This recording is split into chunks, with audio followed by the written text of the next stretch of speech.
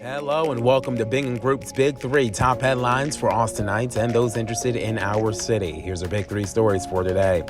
Austin City Limits Fest announces 2021 lineup and ticket sale.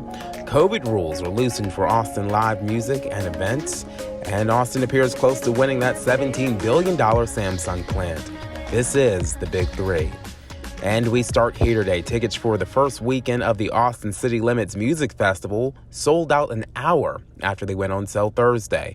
At 1 p.m., organizers announced 3 days for the ACO's opening weekend, October 1st to the 3rd, along with General Admission Plus, VIP, and Platinum tickets. Within that hour, they were gone. Organizers say there are still 3-day tickets for the second weekend, which is October 8th to the 10th, and they'll release 1-day tickets soon. So this year's lineup for the festival's 20th anniversary was announced 10 a.m. on Thursday. Headlining the shows in October are George Strait, Billie Eilish, Stevie Nicks, Miley Cyrus, Rufus Du Sol, DaBaby, and Erykah Badu. What's even more interesting is more than 20 of the artists are from Texas. Austin City Limits tickets include 3-day admission to the concerts in Austin's Zilker Park, and interest is likely going to be high as the state and the nation reopen, thanks to the dropping infection rates and increased vaccinations.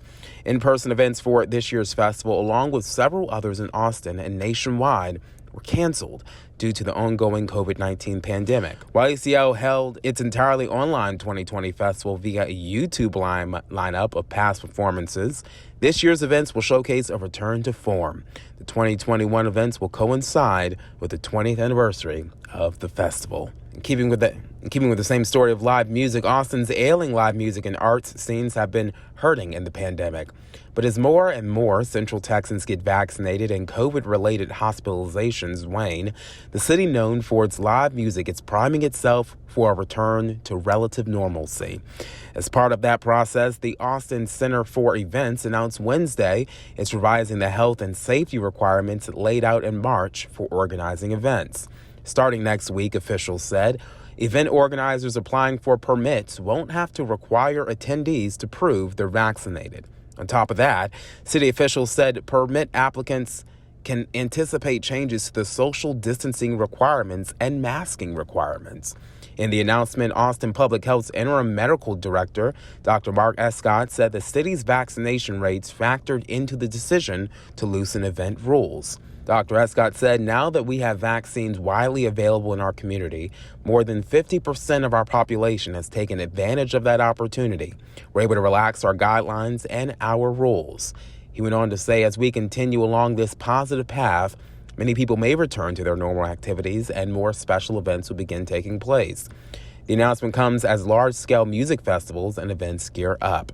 We mentioned the Austin City Limits Festival earlier in the broadcast, and earlier this week, Levitation announced its plans to return to the Red River Cultural District over Halloween. And while clubs and venues have been hosting smaller-scale shows over the past few months, many intend to ramp up to full capacity over the summer for live music, including Mohawk and Continental Club. And our final story here today, Austin now appears to be the front runner for landing Samsung's new $17 billion U.S. chip-making plant.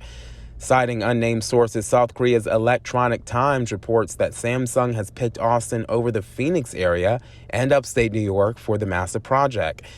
Samsung reportedly will start construction on the factory in the third quarter of this year and open it in 2024. South Korea's Electronic Times speculates that Samsung's Austin expansion could be announced Friday, May 21st, that's today, when President Joe Biden is scheduled to meet in Washington, D.C. with South Korean President Moon Jae-in. The Phoenix Business Journal notes that the May 21st timing of an announcement may be premature, as no decisions have been made yet about tax incentives that Samsung is pursuing in Texas. The document seeking $805.5 million in tax breaks for the Austin project, Samsung has said the new plant will create about 1,800 jobs. So far, Samsung has been mum about whether it's chosen Austin for the factory.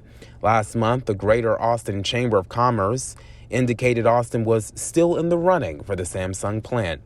If Samsung does select Austin, a 7 million square foot chip factory will be built on a 640-acre site that the industrial conglomerate owns in northeast Austin. In 1997, Samsung opened a $1.4 billion factory near East Palmer Lane and Dessau Road in northeast Austin, the company's first semiconductor plant in the U.S.